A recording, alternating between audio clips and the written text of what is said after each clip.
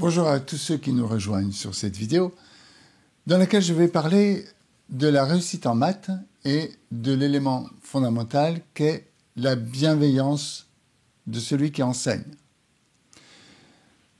Si tu as un prof qui est bienveillant, bien sûr, la personne va te donner tous les éléments nécessaires pour que tu réussisses. Maintenant, je te donne un exemple. Si tu dis, ben voilà, dans un triangle rectangle, tu as le carré d'hypoténuse qui est égal à la somme des carrés des côtés de l'angle droit, et que voilà la formule, et tu te débrouilles avec la formule, et je te demande de calculer AB, par exemple, connaissant les deux autres. Donc, je vais donner une valeur. Donc, calcule-moi AB. Eh bien, ce n'est pas bienveillant. Parce que, par exemple, tu connais ce que c'est que la bienveillance. Tu as, par exemple, tes parents qui vont te dire, ben, je fais tout ce que je peux pour que tu aies tous les éléments pour réussir dans la vie. Et c'est de la bienveillance. Il va te donner tous les éléments dont tu as besoin dans la vie pour réussir. Que ce soit l'école, l'instruction, l'éducation, tout ça. Mais là, il n'y a pas de bienveillance. Tu vois ?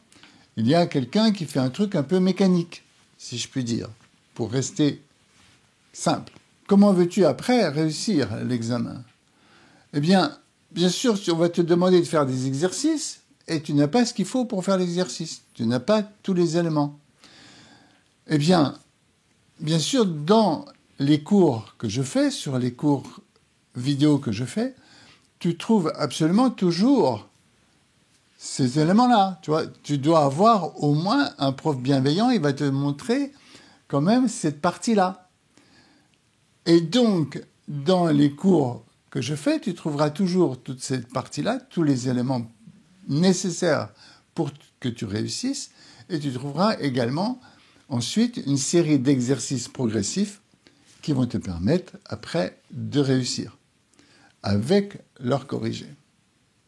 Voilà ce qu'est la bienveillance. Et tu peux toujours cliquer sur le bouton là pour obtenir le cours gratuit sur Pythagore, qui va te donner vraiment, tu vas comprendre ce que c'est qu'un cours qui est complet. Donc, dans une prochaine vidéo, je te montrerai ce que c'est que ne pas considérer les mathématiques comme quelque chose de sacré. Et donc, ça va te permettre, bien sûr, après, de réussir. Je te remercie de ton attention et je te dis à très bientôt.